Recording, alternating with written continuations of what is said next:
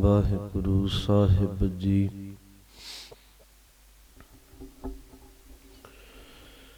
दोए कर जोड़ मांगो एक दाना, साहिब तुठै पावा। सास सास नानक आराधे, आठ पहर गुण गावा। बिसर नाही दातार, अपना नाम देहो। गुण गावा दिन रात, नानक चाओ एहो।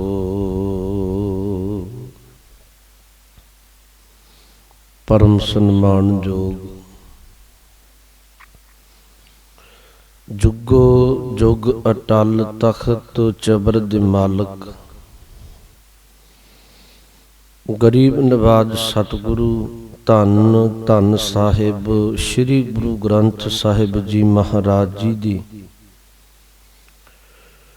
पावन पवित्र हजूरी अंदर सुभाईमान सत संगी जनों गुरु बख्शी फतेह बुलाओ। आखो जी वाहिगुरु जी का खालसा वाहिगुरु जी की फतेह। धन गुरु गोबिंद सिंह साहब सच्चे पातशाह महाराज जी के जीवन की लड़ी बार विचार करदियां सतगुरु ने बख्शिश करके चौधरी शमीर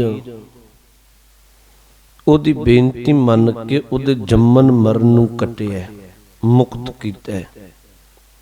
इथों तक आपां विचारिया सतगुरु दीने दी धरती ते बख्शिशां कर रहे ने। इत्थे ही महाराज अमृत वेले दीवान सजिया होया है।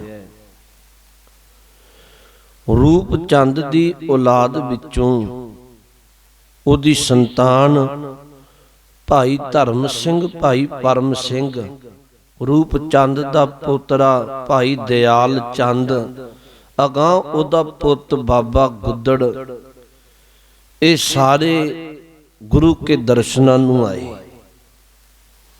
जिहड़े गुरु हरगोबिंद साहब महाराज ने इन्हां नूं शस्त्र दिते सन, ਉਹ इन्हां सिर ते चुक के अदब नाल ते आउण दा एक ढंग होर सी। गुरबाणी दे शब्द कुछ संगतां नाल ने, एक तरखान वीर नाल है। गुरबाणी दे शब्द पढ़दियां सतगुरु दे कोल आए। सतगुरु दे जदों श्रवणां विच आवाज़ गुरु दे शब्द दी पई, महाराज ने बहुत सत्कार नाल अगों ਸਿੰਘਾਂ ਨੂੰ ਲੈਣ ਘੱਲਿਆ। ਸਿੰਘ ਘੱਲ के बहुत अदब नाल गुरु चरनां विच नमस्कार कीती। महाराज ने एक बचन कहा सी, कहन लगे इवें गुरबाणी पढ़दियां शब्द पढ़दियां तुहानूं आउंदियां वेख, रब्बी बाणी नाल प्रीत पाउंदियां आउंदियां वेख के साडे मन विच बहुत आनंद होया। ये जिहड़ी मर्यादा है ये अज भी कई बारी संगतां इकत्तर होण ते वो बारी सिर दो जथे बना के शब्द पढ़दियां जां धार्मिक स्थानां ते दर्शन करदियां, इहदे विच गुरु की खुशी है। महाराज ने बख्शिश कीती। इन्हां नाल एक तरखान वीर आया सी, रूप चंद कहंदे नाल। उस तरखान वीर ने एक बहुत बरीक पोशाक जिहड़ी बहुत मेहनत करके बुनी हुई है गुरु कलगीधर जी नूं भेंट कीती। सतगुरु ने उन्हां दी सेवा प्रवान कीती, बख्शिश भरे बचन भी आखे।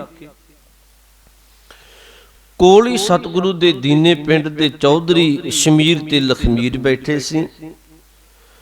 हजूर ने अपनी मुबारक रसना तो एक बचन आख्या, कहन लगे लखमीर ते शमीर ਆ ਪਕੜੋ ਪੁਸ਼ਾਕ ਆਪਣੇ ਤਨ ਤੇ ਪਹਿਨ ਕੇ, ਘੋੜੇ ਤੇ ਅਸਵਾਰ ਹੋ ਕੇ ਜਿੱਥੋਂ ਤੱਕ ਤੁਸੀਂ ਇਲਾਕੇ ਵਿੱਚ ਫੇਰਾ ਪਾਓਗੇ ਤੁਹਾਨੂੰ ਉਹਨਾਂ ਰਾਜ ਭਾਗ ਬਖਸ਼ ਦਿਆਂਗੇ। ਹੁਣ ਸ਼ਮੀਰ ਤੇ ਲਖਮੀਰ ਨੇ, ਸ਼ਰਧਾਲੂ ਬਹੁਤ ਨੇ, ਇਹਨਾਂ ਗੁਰੂ ਕੀ ਦਿੱਤੀ ਬਖਸ਼ਿਸ਼ ਪੁਸ਼ਾਕ ਲੈ ਕੇ ਘਰ ਚਲੇ ਗਏ। ਘਰ ਜਾ ਕੇ ਸਲਾਹ ਕਰਨ ਲੱਗੇ ਹੈ। ਇਹਨਾਂ ਦਾ ਇੱਕ ਮਾਮਾ ਇਤਿਹਾਸਕ ਪੰਨਾ ਜੈਤੋ ਦੀ ਧਰਤੀ ਦਾ ਰਹਿਣ ਵਾਲਾ ਸੀ, ਉਹਦਾ ਨਾਮ ਸੀ ਲੱਖੂ। ਜਦੋਂ ਉਹਨੂੰ ਪਤਾ ਲੱਗੀ ਇਹ ਗੱਲ ਵੀ ਗੁਰੂ ਕਲਗੀਧਰ ਜੀ ਨੇ ਬਚਨ ਆਖੇ ਹੈ, ਉਹ ਕੋਈ ਬਹੁਤਾ ਧਰਮੀ ਨਹੀਂ ਸੀ ਤੇ ਉਹਨੇ ਅੱਗੋਂ ਲਖਮੀਰ ਤੇ ਸ਼ਮੀਰ ਭਾਣਦੇ ਸੀ। ਉਹਦੇ ਇੱਕ ਸ਼ਬਦ ਆਖਿਆ, ਕਹਿਣ ਲੱਗੇ ਭਲਿਓ ਜਿਹੜੇ ਗੁਰੂ ਕੋਲ ਆਪਦੇ ਕੋਲ ਰਾਜ ਭਾਗ ਨਹੀਂ ਹੈ, ਰਾਜ ਕਾਜ ਖੋਹ ਲਿਆ, ਜਿਹੜੇ ਗੁਰੂ ਕੋਲ ਆਪ ਤੇ ਬਹੁਤ ਨੁਕਸਾਨ ਹੋ ਗਿਆ, ਤੁਹਾਨੂੰ ਕੀ ਬਖਸ਼ੇਗਾ, ਐਵੇਂ ਭੁਲੇਖੇ ਵਿੱਚ ਨਾ ਪਾਓ। ਇਹ ਤੇ ਫਕੀਰ ਲੋਕ ਵੱਧ ਘੱਟ ਗੱਲਾਂ ਕਰਦੇ ਰਹਿੰਦੇ ਨੇ। ਲੱਖੂ ਉਹਨਾਂ ਦੇ ਮਾਮੇ ਨੇ ਇਵੇਂ ਸਲਾਹ ਦਿੱਤੀ। ਅੱਗੋਂ ਲਖਮੀਰ ਨੇ ਆਖਿਆ, ਕਹਿਣ ਲੱਗਿਆ ਵੀ ਮਾਮਾ ਇਹ ਪਤਾ ਕੋਈ ਨਹੀਂ, ਫਕੀਰ ਲੋਕਾਂ ਦੀ ਰਸਨਾ ਤੇ ਅੰਮ੍ਰਿਤ ਵਰਸਦਾ ਹੈ ਤੇ ਇਹਨਾਂ ਦੀ ਜ਼ੁਬਾਨ ਦਾ ਕਿਹਾ ਹੋਇਆ ਸ਼ਬਦ ਪੂਰਾ ਹੁੰਦਾ ਹੈ। ਆਖਰ ਇਹਨਾਂ ਦੇ ਮਾਮੇ ਨੇ ਕੋਈ ਚੰਗੀ ਸਲਾਹ ਨਾ ਦਿੱਤੀ, ਮਨ ਵਿੱਚ ਸ਼ੰਕਾ ਪੈਦਾ ਹੋ ਗਿਆ, ਲਖਮੀਰ ਸ਼ਮੀਰ ਦੇ ਵੀ ਹੋ ਗਿਆ। ਇਹਨਾਂ ਆਖਿਆ ਵੀ ਚੱਲ ਆਪਣਾ ਕੀ ਜਾਣਾ, ਪੁਸ਼ਾਕ ਪਾ ਕੇ ਘੋੜੇ ਤੇ ਥੋੜਾ ਗੇੜਾ ਫੇਰਾ ਪਾ ਲੈਨੇ ਆ। ਪੁਸ਼ਾਕ ਪਹਿਨੀ ਲਖਮੀਰ ਨੇ ਤੇ ਪਿੰਡ ਦੇ 4 ਛਪੇਰੇ, ਬਹੁਤਾ ਲੰਮਾ ਨਹੀਂ, ਥੋੜਾ ਜਿਹਾ 4 ਛਪੇਰੇ ਫੇਰਾ ਪਾ ਕੇ ਤੇ ਗੁਰੂ ਕਲਗੀਧਰ ਜੀ ਦੇ ਚਰਨਾਂ ਵਿੱਚ ਆ ਗਏ। ਦਸਮ ਪਾਤਸ਼ਾਹ ਮਹਾਰਾਜ ਅੰਤਰਜਾਮੀ ਨੇ ਇੱਕ ਬਚਨ ਆਖਿਆ, ਕਹਿਣ ਲੱਗੇ ਭਲਿਓ ਤੁਹਾਡੇ ਮਾਮੇ ਦੀ ਖੋਟੀ ਸਲਾਹ ਨੇ ਤੁਹਾਡੇ ਜੀਵਨ ਦੇ ਰਾਜ ਭਾਗ ਵਿੱਚ ਰੁਕਾਵਟ ਪੈਦਾ ਕਰਤੀ। ਸਾਹਿਬ ਨੇ ਆਖਿਆ ਸਾਡਾ ਸੰਕਲਪ ਬਣਿਆ ਸੀ ਤੁਹਾਡੀ ਸੇਵਾ ਵੇਖ ਕੇ ਕਿ ਉਸੇ ਸਮੇਂ ਤੁਹਾਨੂੰ ਰਾਜ ਭਾਗ ਬਖਸ਼ ਦਈਏ। ਆਉਣ ਵਾਲੇ ਸਮੇਂ ਦੇ ਅੰਦਰ ਤੁਹਾਡੀਆਂ ਪੀੜ੍ਹੀਆਂ ਰਾਜ ਭਾਗ ਕਰਨਾ ਸੀ, ਬਹੁਤ ਲੰਬੇਰਾ ਰਾਜ ਭਾਗ ਕਰਨਾ ਸੀ, ਪਰ ਤੁਹਾਡੇ ਮਾਮੇ ਦੀ ਖੋਟੀ ਸਲਾਹ ਜਿਹਦੇ ਕਾਰਨ ਸਮਾਂ ਨਿਕਲ ਗਿਆ। ਹੁਣ ਲਖਮੀਰ ਸ਼ਮੀਰ ਨੇ ਚਰਨ ਪਕੜ ਲਏ, ਕਹਿਣ ਲੱਗੇ ਸਤਿਗੁਰੂ ਭੁੱਲ ਹੋ ਗਈ ਹੈ, ਬਖਸ਼ਿਸ਼ ਕਰੋ। ਸਾਹਿਬ ਨੇ ਫਿਰ ਬਚਨ ਆਖਿਆ, ਕਹਿਣ ਲੱਗੇ ਵੀ ਸਰਦਾਰੀ ਤੇ ਕਰੋਗੇ,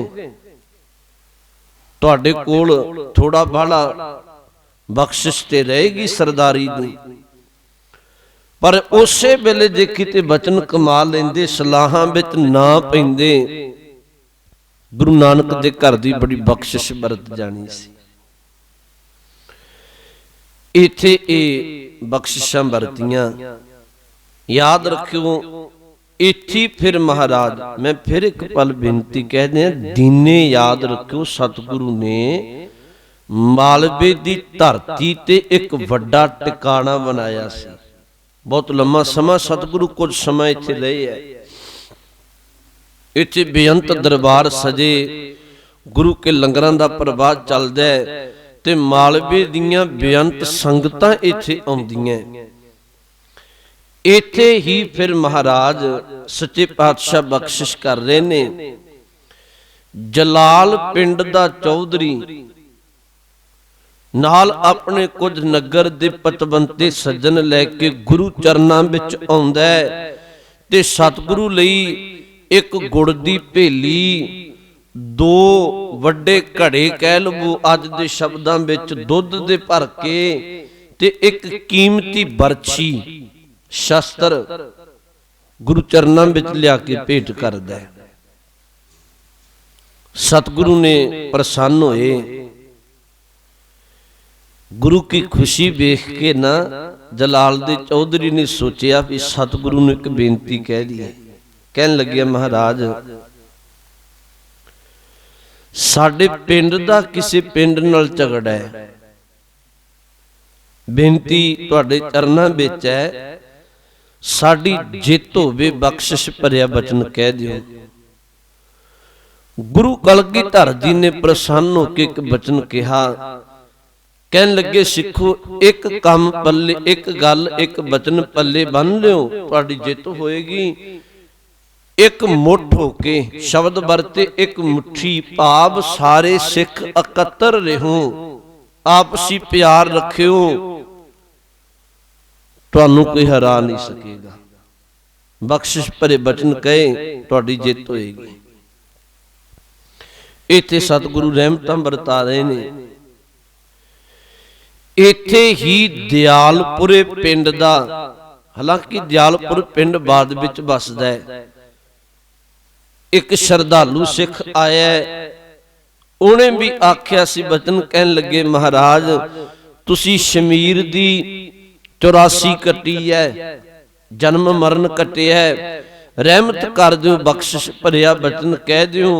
मेरा भी आवा गवन दा गेड़ कट दिओ, मेरा भी जन्म मरण कट दिओ। गुरु ने इहदे ते भी बख्शिशां कीतियां। इत्थे दीने दी धरती ते गुरु कलगीधर जी दे चरनां विच सरहंद दी धरती तो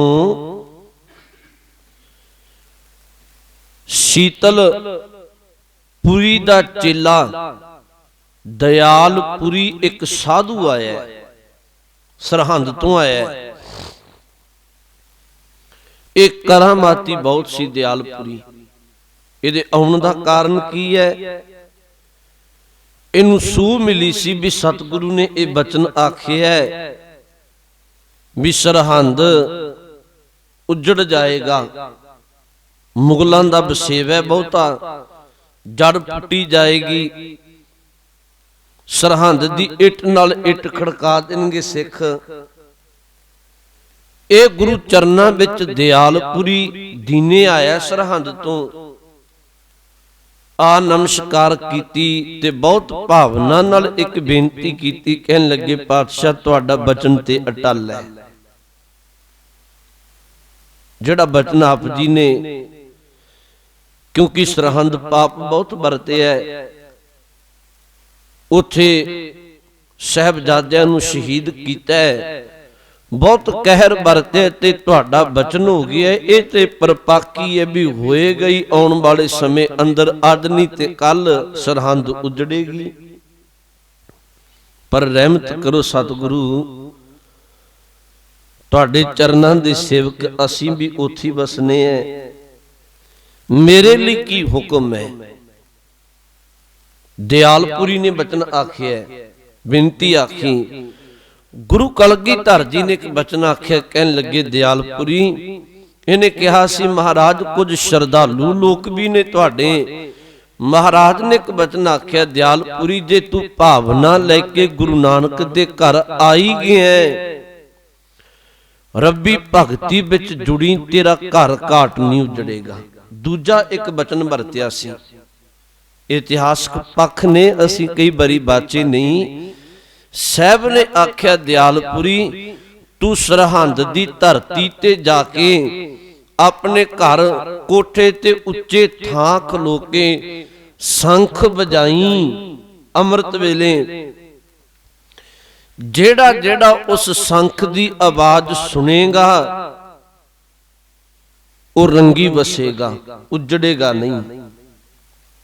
सत बचन कह के नमस्कार करके दयालपुरी सरहंद गया। हुण इन्हें जा होका दिता। इहदे नाल कुछ लोग जुड़े हुए भी सन। इन्हें आख्या भलियो गुरु का जिहड़ा बचन है वो ते कृष्ण दे बाण तरह जिहड़ा खाली नहीं जाता। गुरु ने बचन आख्या होया भी सरहंद नूं सिख उजाड़नगे, इहदियां इट्टां सतलुज विच सुट्टणगे। कल अमृत वेले शंख बजाउना ते तुसी शंख दी आवाज सुनियो। एक गुरु का बचन है, ओदा घर नहीं उजड़ेगा। कहन लगे इन्हें शंख बजाया, बहुते लोकां श्रद्धालुआं ने उस शंख दी आवाज सुनी ते गुरु कलगीधर जी दे चरनां विच अरदासां कीतियां। बाद विच जदों बाबा बंदा सिंह बहादुर इत्थे वजीर पापी वर्गिया नूं मुकाउंदा है, याद रखो जिन्ना जिन्ना शरधा रखी सी उन्हां दे घरां दा बसेवा उसे तरह ही रहा सी। हुण खुद इरखालूआं तक भी ये गल पहुंच गई। उन्हां जा वजीर खान नूं गल्लां कह छड़ियां भी गुरु कलगीधर मालवे विच विचर रहे है ते फिर दोबारा एक फौज सिखां दी इकट्ठी कर रहे है ते इहो दियां गल्लां भी सुनन विच आईयां। सरहंद उजड़ने वजीर खान पापी फिर कुरलाउंदा है। इधर गुरु कलगीधर महाराज बख्शिशां वरताउंदे वरताउंदे इत्थे फिर महाराज जफरनामा साहिब स्थान बनया होया है। एक जफरनामा लिखदे है। जफरनामे दे अर्थ ने जित दी चिट्ठी। वो फारसी भाषा विच है, पर आरंभले बोल मैं तुहानूं सांझे कर दिन्ना। जदों कोई किसी बादशाह नूं चिट्ठी लिखदा है ना, एक गल बड़े ध्यान नाल सुनियो। वो आरंभता विच बादशाह दी उस्तत जां ओहदा नाम जां उहनूं सलाम कह के लिखदा है। एक कुदरती गल है। अखीर ते भी धन्नवादी होके चिट्ठी लिखी जाती है। गुरु कलगीधर महाराज जी दी ए रहमत है ते अकाल पुरख दे नाल प्रीत अजिही है। महाराज ने जिहड़ी चिट्ठी लिखी, जफरनामा लिखिया, ओदी आरंभता विच औरंगजेब नूं कोई सलाम जां नमस्कार नहीं कीती। आरंभले बोल ने मैं तुहानूं बेनती कहन लगी है। कमाल करामात कायम करीम रजा बख्शो राजक रिहा कुन रहीम। इहदे अर्थ ने हे परमात्मा तू कमाल दा अकाल पुरख है, तेरे वर्गी करामात किसे विच नहीं है। ठीक है, लोकी आपो अपनी ताकत लाउंदे है। कमाल करामायत कायम तू सदीवी कायम रहन वाले, करीम तू बख्शिशां करन वाले, कि रजा बख्शी राजक रिहा कुन रहीम। तू सब नूं रोजी देन वाले, जिहड़ा तेरी शरण आ जाए तू ओदे ते बख्शिशां करन वाले। सतगुरु ने औरंगजेब दा जिक्र नहीं कीता। जफरनामा लिखिया, मैं ओदियां संक्षेप दीयां बेनतियां कह देवां। उंज ते फारसी भाषा विच है। ओदे विच सतगुरु ने आरंभता विच अकाल पुरख दी वडियाई करके बाद विच ए बचन वरते कह लगे, औरंगजेब कृपान चुकना साडा शौक नहीं है, जंग लड़ने साडा शौक नहीं है। हां, जदों पाप बहुते वध जान, जुल्म बहुता वध जाए, जुल्म दा नाश करन दे लई कृपान ते हथ पा लेना, ये फिर धर्म है। याद रखी, असी जंग करके पाप नहीं कमा रहे, असी जंग करके भी जुल्म दा नाश करके धर्म कमा रहे हैं। सतगुरु ने उहदे विच बेअंत बख्शिशां कीतियां। वेखो, मैं तुहानूं बेनती कमां भी उहनूं कदी पढ़ के वेखो। जफरनामा गुरु की बख्शिश, उहदे विच औरंगजेब दी वडियाई भी कीती है सतगुरु ने, उहदे गुणां दा भी जिक्र कीता है।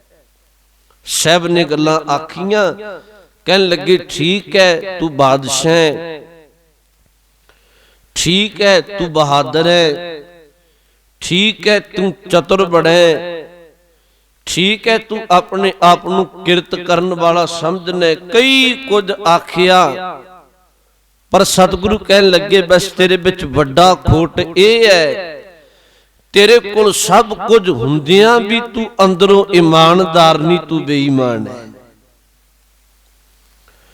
ਉਹਦੇ ਵਿੱਚ ਸਤਿਗੁਰੂ ਨੇ ਬੇਅੰਤ ਗੱਲਾਂ ਆਖੀਆਂ। ਤੂੰ ਤੇ ਤੇਰੇ ਹਾਕਮ ਕਸਮਾਂ ਖਾ ਕੇ ਭੁੱਲ ਗਏ ਖੁਦਾ ਦੇ ਨਾਮ ਦੀਆਂ। ਯਾਦ ਰੱਖੀ, ਖੁਦਾ ਦੇ ਨਾਮ ਦੀ ਕਸਮ ਖਾ ਕੇ ਭੁੱਲਣਾ, ਖੁਦਾ ਤੈਨੂੰ ਦੋਜ਼ਖਾਂ ਦੀ ਅੱਗ ਵਿੱਚ ਸਾੜੇਗਾ।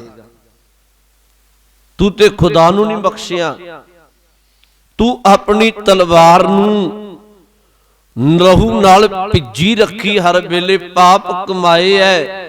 ਤੈਨੂੰ ਬਾਦਸ਼ਾਹੀ ਦਿੱਤੀ ਸੀ, ਤੂੰ ਧਰਮ ਕਮਾਉਣਾ ਸੀ। ਇਹ ਪਾਪਾਂ ਦੇ ਕਾਰਨ ਖੁਦਾ ਵੀ ਤੈਨੂੰ ਯਾਦ ਰੱਖੀ ਇਉਂ ਮਨ, ਖੁਦਾ ਆਪਣੀ ਕਿਰਪਾਨ ਨਾਲ ਤੈਨੂੰ ਲਹੂ ਨਾਲ ਭਿੱਜੀਏ ਤੇਰੇ ਤੇ ਵਾਰ ਕਰੇਗਾ। ਇਸ ਤਰ੍ਹਾਂ ਬੇਅੰਤ ਬਖਸ਼ਿਸ਼ਾਂ ਭਰੀ ਚਿੱਠੀ ਲਿਖੀ ਹੈ।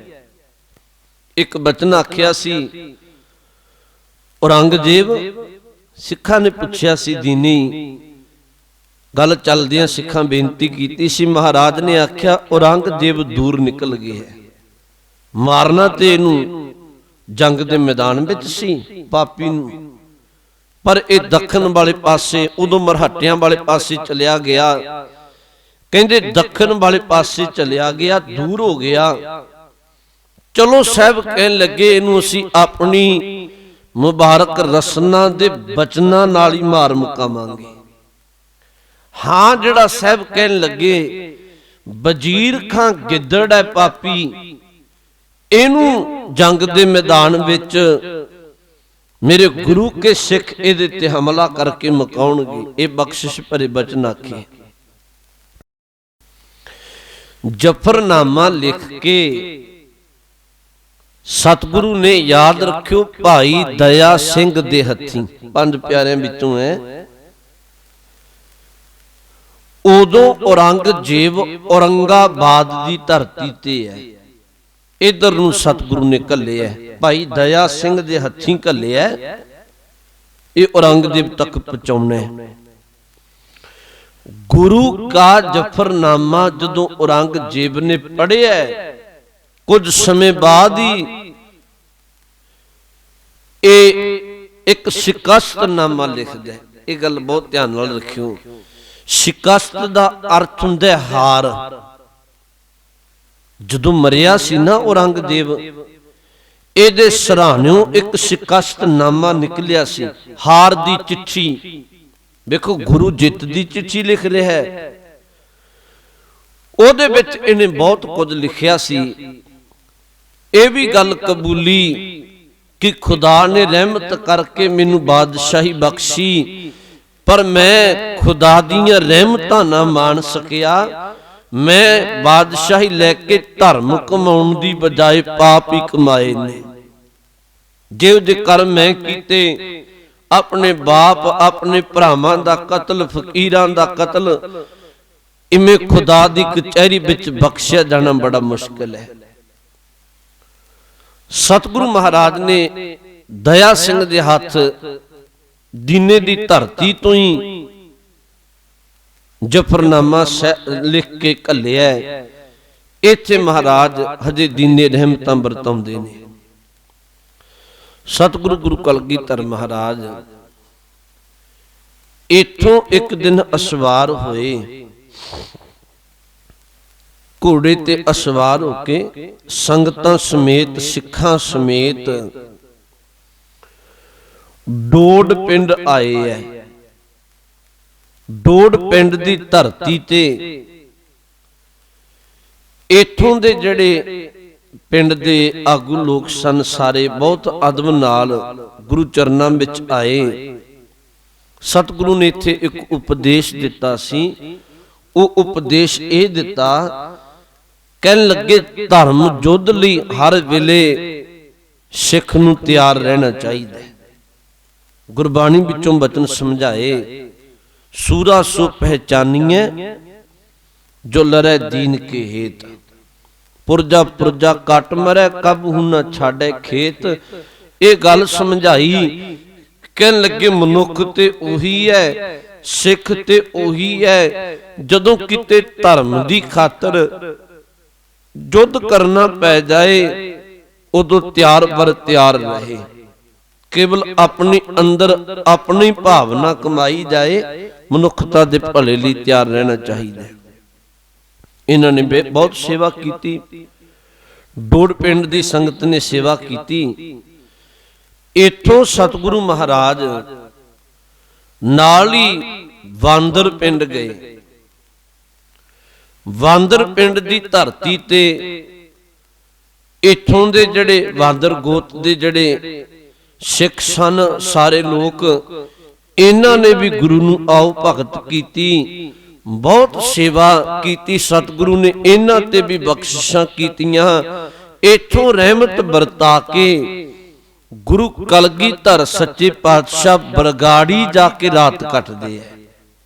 ਫਿਰ ਧਿਆਨ ਦਿਓ, ਦੀਨਿਓ ਤੁਰੇ, ਡੋੜ ਪਿੰਡ ਰਹਿਮਤ ਵਰਤਾਈ, ਡੋੜ ਪਿੰਡ ਤੋਂ ਵਾਂਦਰ ਗਏ, ਵਾਂਦਰ ਪਿੰਡ ਤੋਂ ਸਤਿਗੁਰੂ ਮਹਾਰਾਜ ਬਖਸ਼ਿਸ਼ ਕਰਦੇ ਐ, ਬਰਗਾੜੀ ਜਾਂਦੇ ਐ। ਇੱਥੇ ਰਾਤ ਪੈਂਦੀ ਐ। ਬਰਗਾੜੀ ਦੇ ਲੋਕਾਂ ਨੇ ਬੇਅੰਤ ਸੇਵਾ ਕੀਤੀ, ਬਹੁਤ ਬਖਸ਼ਿਸ਼ਾਂ ਕੀਤੀਆਂ। ਬਰਗਾੜੀ ਦੀ ਧਰਤੀ ਤੇ ਰਾਤ ਕੱਟ ਕੇ ਇੱਕ ਪਲ ਤੁਸੀਂ ਨਾਲ ਨਾਲ ਹੋਰ ਧਿਆਨ ਰੱਖਿਓ ਵੀ ਸਤਿਗੁਰੂ ਜਿੱਥੋਂ ਦੀ ਲੰਘਦੇ ਐ ਨਾ, ਇਹਨਾਂ ਸਾਰੇ ਪਿੰਡਾਂ ਵਿੱਚੋਂ ਬਹੁਤ ਸਿੱਖ ਸਤਿਗੁਰੂ ਦੇ ਨਾਲ ਪੱਕੀ ਨਾਲ ਜੁੜਦੇ ਜਾ ਰਹੇ ਹੈ। ਡੋੜ ਪਿੰਡ ਦੇ ਵੀ ਕੁਝ ਸਿੱਖ ਸਤਿਗੁਰੂ ਦੀ ਸੇਵਾ ਵਿੱਚ ਹਾਜ਼ਰ ਹੋ ਗਏ, ਸ਼ਸਤਰ ਪਹਿਨ ਲਏ। ਬਾਂਦਰ ਪਿੰਡ ਦੇ ਵੀ ਹੁਣ ਬਰਗਾੜੀ ਗਏ। ਬਰਗਾੜੀ ਦੇ ਲੋਕ ਵੀ ਸੇਵਾ ਕਰਦੇ ਐ। ਕੁਝ ਲੋਕ, ਕੁਝ ਸਿੱਖ ਗੁਰੂ ਚਰਨਾਂ ਵਿੱਚ ਸੇਵਾ ਵਿੱਚ ਹਾਜ਼ਰ ਹੋ ਗਏ। ਬਰਗਾੜੀ ਰਾਤ ਕੱਟ ਕੇ ਸਵੇਰ ਅੰਮ੍ਰਿਤ ਵੇਲੇ ਦੀਵਾਨ ਸਜਦਾ, ਬਖਸ਼ਿਸ਼ਾਂ ਕਰਕੇ ਮਹਾਰਾਜ ਦੂਸਰੇ ਦਿਨ ਸਵੇਰ ਹੁੰਦਿਆਂ ਦੀਵਾਨਾਂ ਦੀ ਸਮਾਪਤੀ ਤੋਂ ਬਾਅਦ ਬਹਿਬਲ ਕਲਾਂ ਦੀ ਧਰਤੀ ਤੇ ਪਹੁੰਚਦੇ ਐ। ਜਦੋਂ ਬਹਿਬਲ ਕਲਾਂ ਗਏ, ਇਤਿਹਾਸ ਦੇ ਪੰਨਿਆਂ ਵਿੱਚ ਜ਼ਿਕਰ ਹੈ ਵੀ 400 ਸਿੱਖ ਤਕਰੀਬਨ ਗੁਰੂ ਕੇ ਨਾਲ ਹੋ ਗਏ ਨੇ। ਕੁਝ ਤੇ ਦੀਨੇ ਦੀ ਧਰਤੀ ਤੋਂ ਹੈ, ਕੁਝ ਪਿੱਛੋਂ ਨੇ, ਪਹਿਲਾਂ ਦੇ, ਕੁਝ ਭਾਈ ਰੂਪੇ ਪਿੰਡ ਦੇ ਹੈ, ਕੁਝ ਮਾਲਵੇ ਦੇ ਏਰੀਏ ਦੇ ਕਹਿ ਲਵੋ, ਬਹੁਤੇ ਸਿੱਖ ਨੇ।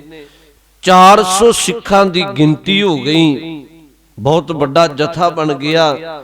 ਜਦੋਂ ਬਹਿਬਲ ਪਿੰਡ ਗਏ ਤੇ ਬਹਿਬਲ ਪਿੰਡ ਦੇ ਆਗੂ ਲੋਕਾਂ ਨੇ ਤੇ ਸੰਗਤਾਂ ਨੇ ਸਤਿਗੁਰੂ ਨੂੰ ਜੀ ਆਇਆਂ ਨੂੰ ਆਖਿਆ, ਬਹੁਤ ਸੇਵਾ ਕੀਤੀ। ਪ੍ਰਸ਼ਾਦੇ ਦਾ ਵਕਤ ਹੋ ਗਿਆ। ਹੁਣ ਸੰਗਤਾਂ ਬਹੁਤ ਸਨ। ਸਤਿਗੁਰੂ ਨੇ ਬਹਿਬਲ ਦੇ ਸਿੱਖਾਂ ਨੂੰ ਇੱਕ ਗੱਲ ਚੇਤਾ ਰੱਖਿਓ, ਮੈਨੂੰ ਯਾਦ ਆ ਗਈ, ਬਹਿਬਲ ਦੀ ਧਰਤੀ ਤੇ ਗੁਰੂ ਨੇ ਅੰਮ੍ਰਿਤ ਸੰਚਾਰ ਵੀ ਕੀਤਾ ਹੈ। ਯਾਦ ਰੱਖੋ, ਪਹਿਲੀ ਵਾਰ ਅੰਮ੍ਰਿਤ ਸੰਚਾਰ ਹੈ ਜਿਹੜਾ ਉਹ 30 ਮਾਰਚ 1699 ਈਸਵੀ ਨੂੰ ਹੈ। ਬਾਅਦ ਵਿੱਚ ਵਿਚਕਾਰ ਕਈ ਵਾਰ ਅੰਮ੍ਰਿਤ ਸੰਚਾਰ ਹੁੰਦਾ ਹੈ ਤੇ ਗੁਰੂ ਕੇ ਸਿੱਖ ਸੰਗਤਾਂ ਅੰਮ੍ਰਿਤ ਦੀ ਦਾਤ ਲੈਂਦੇ ਨੇ। ਬਹਿਬਲ ਦੀ ਧਰਤੀ ਤੇ ਵੀ ਅੰਮ੍ਰਿਤ ਸੰਚਾਰ ਹੋਇਆ। ਯਾਦ ਰੱਖਣ ਵਾਲੀ ਗੱਲ ਹੈ, ਮਾਲਵੇ ਦੇ ਬਹੁਤੇ ਲੋਕਾਂ, ਸੰਗਤਾਂ, ਸਿੱਖਾਂ ਨੇ ਬਹਿਬਲ ਦੀ ਧਰਤੀ ਤੇ ਗੁਰੂ ਤੋਂ ਅੰਮ੍ਰਿਤ ਦੀ ਦਾਤ ਲਈ ਹੈ। ਪੰਜਾਂ ਕਕਾਰਾਂ ਦੇ ਧਾਰਨੀ ਹੋ ਗਏ। ਇੱਥੇ ਜਦੋਂ ਸੰਗਤਾਂ ਬਹੁਤੀਆਂ ਜੁੜੀਆਂ ਤੇ ਪ੍ਰਸ਼ਾਦਾ ਛਕਣ ਦੇ ਲਈ ਸਮਾਂ ਹੋਇਆ, ਹਜੂਰ ਨੇ ਆਖਿਆ ਵੀ ਇਹਨਾਂ ਪ੍ਰਬੰਧ ਕਰਨ ਦੀ ਬਜਾਏ ਇੱਕ ਸਿੱਖ 5 ਸਿੱਖਾਂ ਨੂੰ ਆਪਣੇ ਘਰ ਲੈ ਜਾਓ, ਪ੍ਰਸ਼ਾਦਾ ਛਕਵਾ ਲਿਓ। 7 ਬਚਨ ਕਿਹਾ। ਇੱਕ ਇੱਕ ਸਿੱਖ ਪੰਜ ਪੰਜ ਸਿੱਖਾਂ ਨੂੰ ਘਰ ਲੈ ਗਏ। ਵਿੱਚੋਂ 4 ਸਿੱਖ ਪਿੰਡ ਬਹਿਬਲ ਦੇ ਅਜਿਹੇ ਸਨ ਜਿਹੜੇ ਕਹਿਣ ਲੱਗੇ ਮਹਾਰਾਜ ਵੀ ਅਸੀਂ ਪਹਿਲਾਂ ਘਰ ਜਾ ਕੇ ਘਰ ਵਾਲੀਆਂ ਸਿੱਖਣੀਆਂ ਨਾਲ ਸਲਾਹ ਕਰਕੇ ਆਉਣੇ। ਸਤਿਗੁਰੂ ਕਹਿਣ ਲੱਗੇ ਵੀ ਠੀਕ ਹੈ। ਹੁਣ ਬੇਅੰਤ ਸਿੱਖ ਤੇ ਚਲੇ ਗਏ, ਇੱਕ ਸਿੱਖ 5 ਸਿੱਖਾਂ ਨੂੰ ਘਰ ਲੈ ਗਿਆ। 20 ਘਰਾਂ ਨੂੰ 100 ਸਿੱਖ ਆਇਆ, ਤਕਰੀਬਨ 400 ਨੇ। ਜਿਹੜੇ 4 ਸਿੱਖ ਕਹਿਣ ਲੱਗੇ ਮਹਾਰਾਜ ਵੀ ਅਸੀਂ ਆਉਣੇ ਆ, ਘਰੇ ਸਲਾਹ ਕਰ ਆਈਏ। ਪਹਿਲਾਂ ਤੇ ਸਿੱਖਾਂ ਨੇ ਜਿਹੜੇ ਨਗਰ ਦੇ ਸਨ ਜਾਂ ਕੁਝ ਉਹਨਾਂ ਆਖਿਆ ਵੀ ਭਲਿਓ ਪ੍ਰਸ਼ਾਦਾ ਛਕਾਉਣਾ ਤੇ ਇੰਨੀ ਅਧੀਨਗੀ ਹੈ ਵੀ ਤੁਸੀਂ ਸਲਾਹ ਕਰਕੇ ਆਓਗੇ। ਚਲੋ ਕੁਝ ਇੱਥੇ ਸਿੱਖਾਂ ਨੇ ਇਵੇਂ ਮਜ਼ਾਕ ਵੀ ਕੀਤਾ।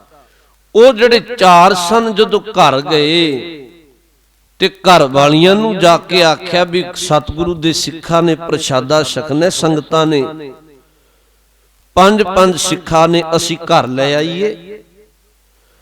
ਅੱਗੋਂ ਇਤਿਹਾਸ ਦਾ ਪੰਨੇ ਵੀ ਉਹ ਘਰ ਵਾਲੀਆਂ ਵੀ ਸਖਤ ਸੁਭਾਅ ਦੀਆਂ ਸੀ, ਉਹ ਤਾਂ ਹੀ ਤੇ ਗਏ ਸਨ। ਅਸਲ ਵਿੱਚ ਉਹਨਾਂ ਨੂੰ ਪਤਾ ਸੀ ਅਜਿਹੀ ਗੱਲ।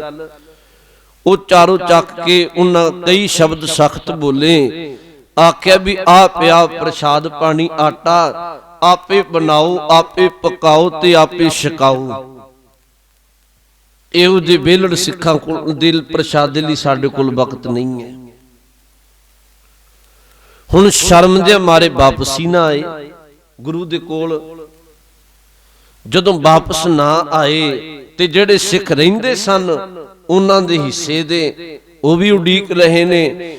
ਇੰਨੇ ਨੂੰ ਸਤਿਗੁਰੂ ਮਹਾਰਾਜ ਨੇ ਜਿਹੜੇ ਸਿੱਖ ਪ੍ਰਸ਼ਾਦਾ ਛਕ ਕੇ ਆ ਗਏ ਨਾ ਦੂਜੇ ਘਰਾਂ ਵਿੱਚੋਂ, ਉਹਨਾਂ ਸਿੱਖਾਂ ਨੂੰ ਆਖਿਆ ਵੀ ਕੋਈ ਗੱਲ ਨਹੀਂ, ਗੁਰੂ ਕਿਰਤਕਾਰ ਵਿੱਚ ਵਾਧਾ ਕਰੇਗਾ, ਇਹਨਾਂ ਸਿੱਖਾਂ ਨੂੰ ਵੀ ਪ੍ਰਸ਼ਾਦਾ ਛਕਾਓ। ਵਿੱਚੋਂ ਕੁਝ ਸਿੱਖਾਂ ਨੇ 10 ਸਿੱਖਾਂ ਨੂੰ ਪ੍ਰਸ਼ਾਦਾ ਛਕਾ ਦਿੱਤਾ। ਪ੍ਰਸ਼ਾਦਾ ਤੇ ਛਕ ਲਿਆ।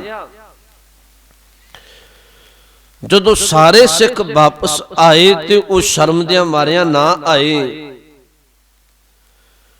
ਸਤਿਗੁਰੂ ਨੇ ਇੱਥੇ ਇੱਕ ਬਚਨ ਆਖਿਆ,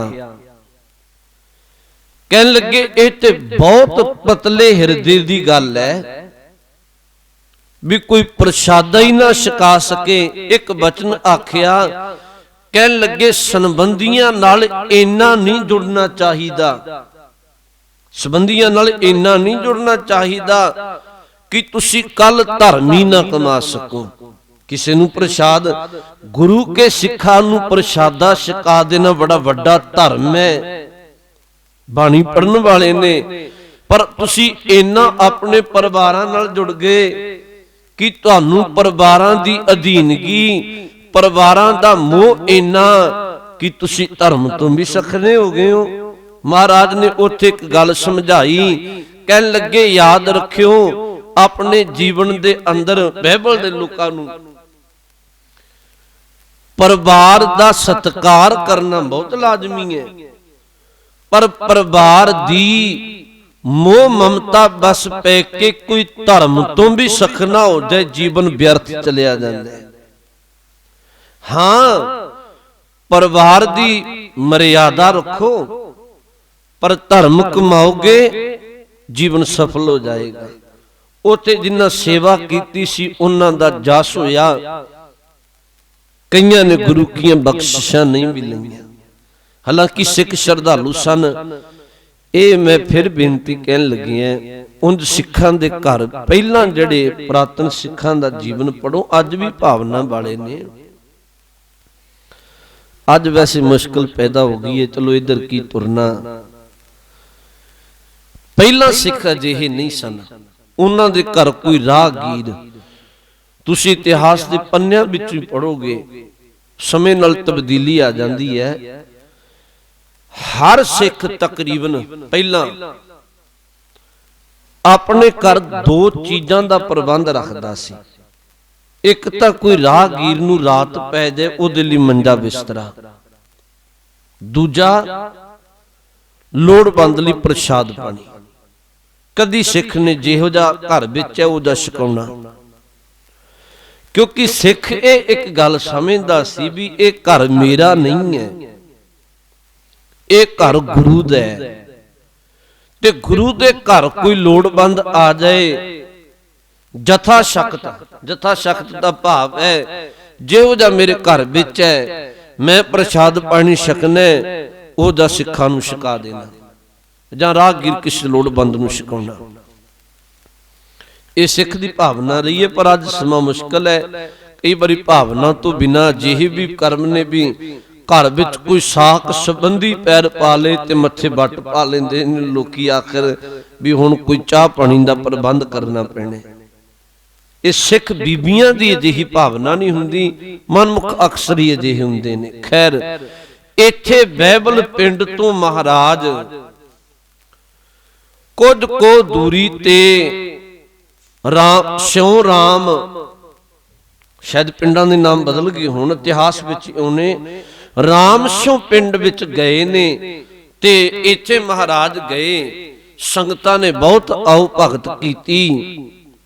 इत्थे काल पै चुकिया सी, मींह नहीं पिया सी, कुछ समा हो गया सी, बहुतियां फसलां ना होईयां, ते फिर भी इत्थों दे लोकां ने बड़ी आओ भगत कीती, संगतां बहुत सीयां। इत्थे भी एक कला वरती, महाराज ने आख्या भी एक थां प्रबंध करोगे सिखो प्रसाद पानी दा मुश्किल हो जाएगा,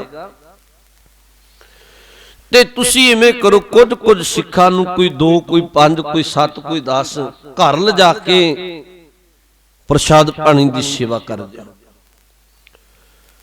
अजिही गल नहीं सी, सिख बहुत भावना नाल भाई गुरदास जी दे बचन ने कहन लगे, एक सिख नूं होवे नितनेमी, बाणी पढ़न वाला गुरु की मर्यादा विच परपक्क, उन्होंने जल छका देना भी तीर्थ यात्रा जिन्ना फल है।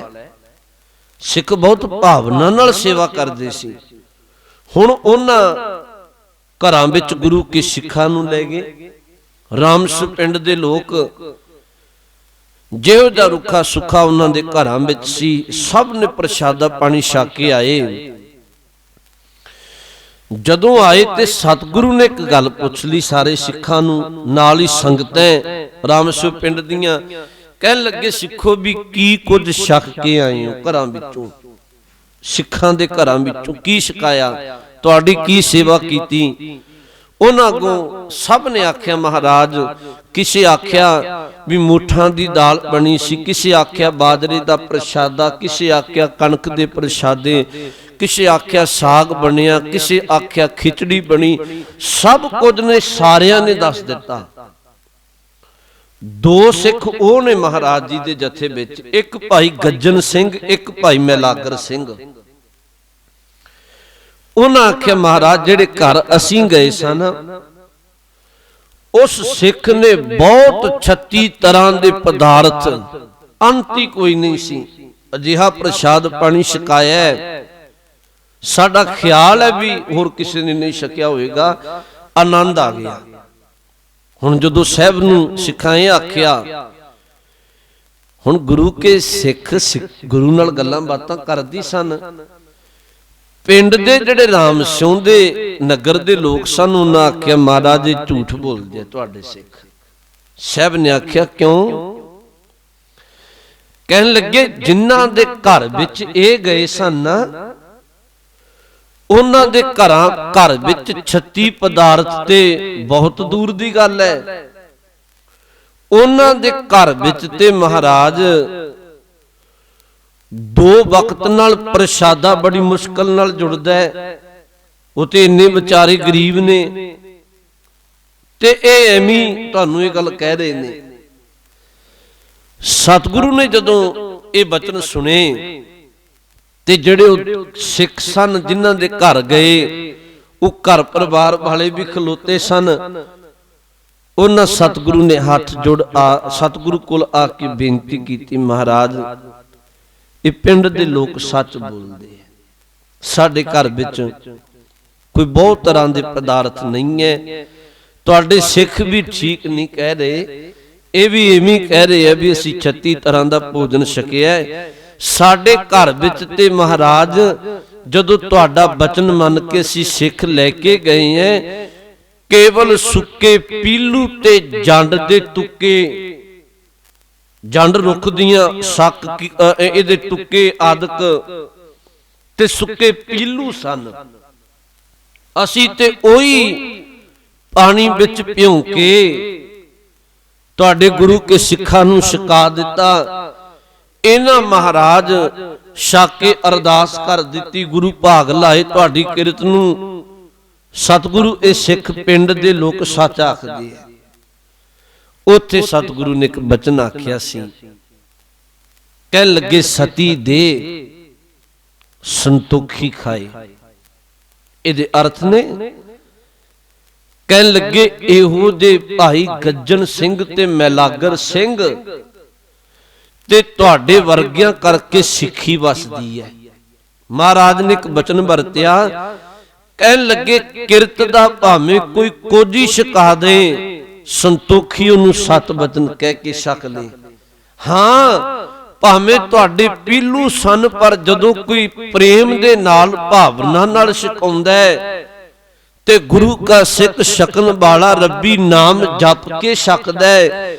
ਯਕੀਨ ਜਾਣੋ ਮੇਰੇ ਸਿੱਖ ਠੀਕ ਕਹਿ ਰਹੇ ਆ, ਉਦੋਂ 36 ਤਰ੍ਹਾਂ ਦੇ ਪਦਾਰਥਾਂ ਦਾ ਰਸ ਉਸ ਵਿੱਚੋਂ ਆਉਂਦਾ ਹੈ।